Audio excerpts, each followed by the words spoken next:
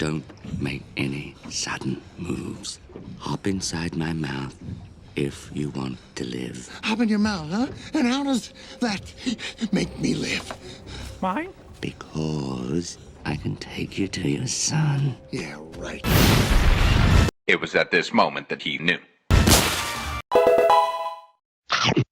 What is up, everyone? Muncho here, and welcome to another Pokemon Sword and Shield news update. In the latest Nintendo Direct, we got some more reveals for Generation 8, including 2 brand new Pokemon and a couple of new features I'm really excited about. So let's go back to the past and bring back the good old trailer analysis. First off is this pelican. No, wait, it's actually a cormorant. Same thing, right? Cramorant is a water and flying type, definitely not a seagull, known as the Gulp Pokemon.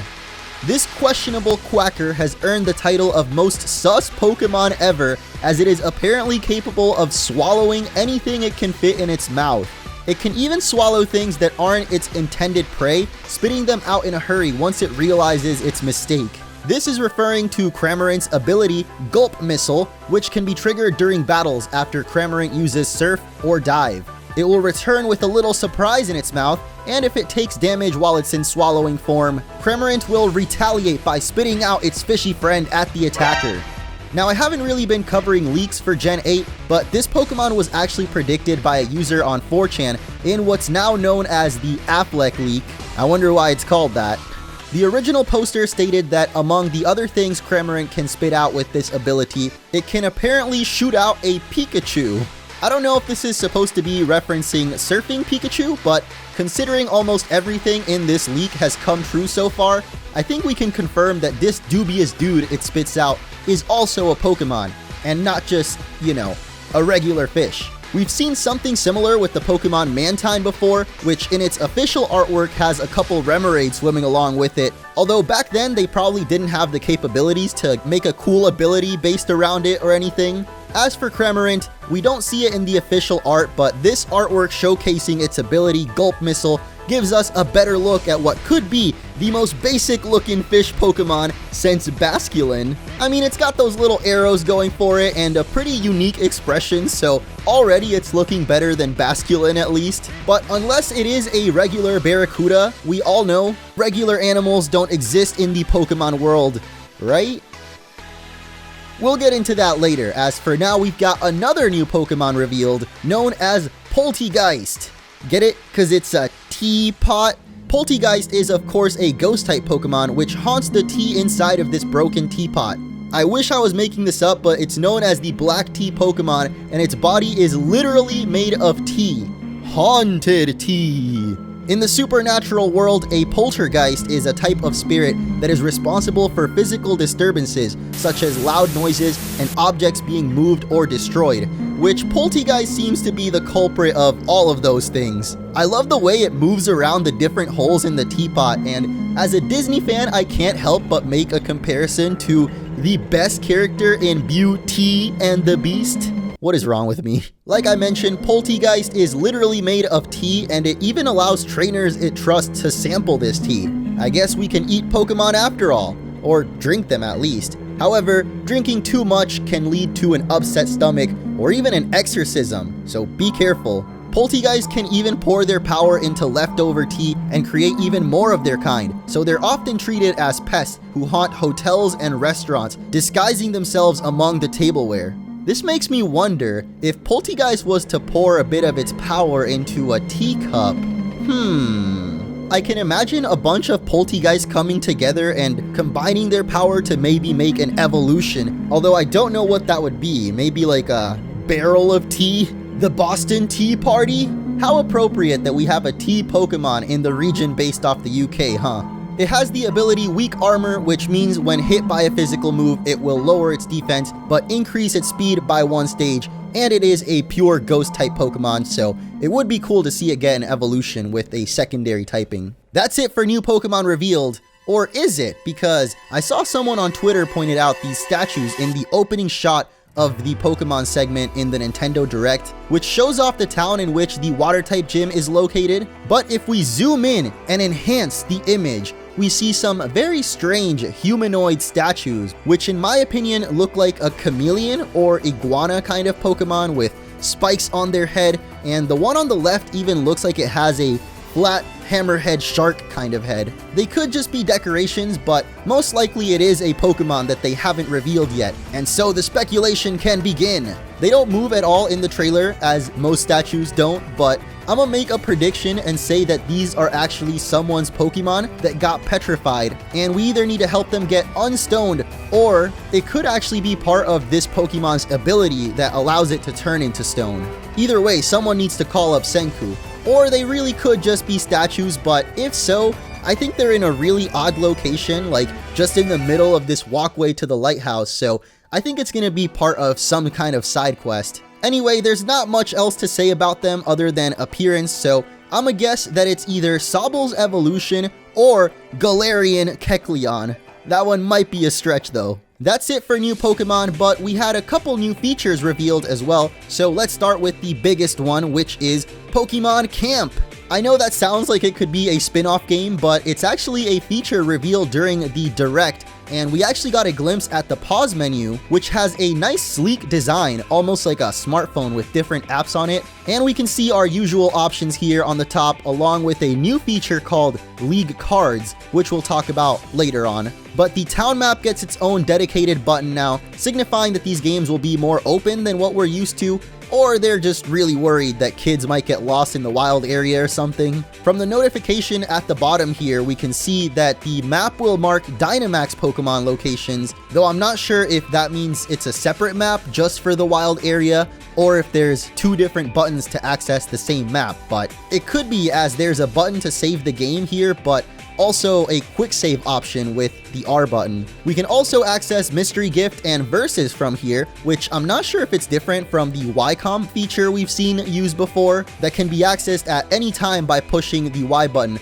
That allows you to do things like link trade and battles, and can be accessed at any time by pushing the Y button without going into the menu. Either way, surprise trades are a thing now, which are literally just the new name for Wonder Trades because, I don't know, I guess they don't like creative names anymore. Surprise! Now let's finally talk about Pokemon Camp. That's right, we can go camping with our Pokemon. And not just your own Pokemon either, as this is another online feature of the games where we can connect with friends and visit their camps, or have them visit your camp for a wholesome bonding experience. It's basically Pokemon Me, but your whole party gets to participate, grab a toy to play with them, or zoom in for a closer look. You can play with your Pokemon using a Pokey Toy, which is basically just a feather on a stick, or with a variety of bouncing balls, including one that looks like a melon. Wow! Honestly, I did enjoy the relaxation that Pokemon Me provided, and petting Eevee and Pikachu in Let's Go was a really nice break from the constant battling, so I'm looking forward to trying out this feature and curious if there's any more toys hiding in Pokemon Camp. And also how water Pokemon appear here, because I don't see any puddles or lakes around. Be sure to stop by my Pokemon Camp featuring 6 Magikarps flopping around when the games finally come out. By the way, you may have noticed a curious little Alcremie, which I bet everyone's first reaction was, shiny? But Big Brain Munch knew all along that this is actually a different form of Alcremie known as flavors, and there's a huge variety of them. It looks like the flavors might depend on the region you find Alcremie in, as the Pokemon Twitter or Twitters were having fun replying at each other in a variety of languages, showing off the different flavors available. You know I gotta rep the Spanish Alcremie here. Another one. Another one. Another one. But now it's time to talk about the greatest flavor of them all, curry on rice? The dish that's all the rage in Galar can be prepared for Pokemon and friends in your Pokemon Camp with tons of variety. You can create curries of many different flavors depending on which ingredients and berries you choose to add to your pot. And we also get a glimpse at some of the ingredients you can use, which include spices, Bob's food tin, I don't know if I trust that Bob guy, but frickin' beans, bread, and of course, the mighty sausages, which are definitely not made from Tepic, by the way. PETA wanted me to clarify that for you guys, which begs the question, are there actually regular animals in the Pokemon world? Or any kind of food in the Pokemon world? Like, if they're not eating Pokemon, then where are they getting their bananas? Because, as far as I know, Tropius is the only one carrying those. Seriously, they're probably never gonna tell us where these sausages come from. After choosing your ingredients, you get to channel your inner cooking mama and play with some motion controls to fan the flames of National Dex whiners and give a good stirring to the Pokemon community. Don't forget to put your heart into it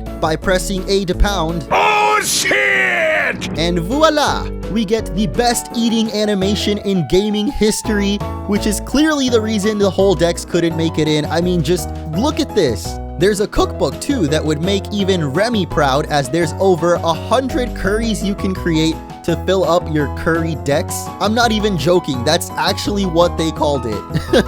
Each dish has a key ingredient as the base, and the results have different taste ratings depending on the extra stuff you add in. With this much emphasis on cooking, I would be shocked if Gordon Ramsay isn't somehow referenced in the games at this point. But one thing the trailer isn't clear on is the benefits of making this curry. Like, is it really just a for fun feature, or can it somehow buff our Pokemon too? As always, the secrets lie hidden in the Pokemon website, which reveals that there are some rewards for becoming top chef. As your Pokemon's HP are restored, you also gain experience points, and your Pokemon party's happiness is raised as well. Not the best rewards, but at least it's something. Now, what if we were to make a curry with sugar, spice, and everything nice? These are the ingredients needed to create the perfect character customization. You guys already know I love me some Poke fashion, and in these games it seems we've got more options than ever before. Just one look at this screenshot and you can already see so much variety between these characters. Cosplay as your favorite Poketubers: Game Boy Luke, Glitch City, Tricky Wii, Unlisted Leaf, Markiplier. Oh wait, he's not a... There's so many options for clothing, and the best part is you can choose different colors for each option as well. I mean, they even got gloves. Come on, guys, gloves! My personal favorite so far is this Arcanine shirt, which looks absolutely fire, and the Camp Curry shirt, which has the most fire name, and also Best Mon Shuckle featured on it. There's even gym leader outfits, as we see the female protagonist wearing Nessa's outfit here, and I wonder if you get those from beating the gym leaders, or if you have to buy them separately in the shop, probably located in the same town as the gym is in. Of course, we can also customize our trainer's hairstyle, eye color, and for the ladies, we got lip gloss. You can get your lashes did and your eyebrows on fleek. The possibilities are really greater than a lot of other RPGs I've seen, and if you really put your mind to it, you can even cosplay as characters from some of your other favorite games or movies. You guys know I'm a sucker for character customization, so needless to say, I am really excited to explore the Galar region's many clothing stores so I can dress to impress while cooking up some mean curry.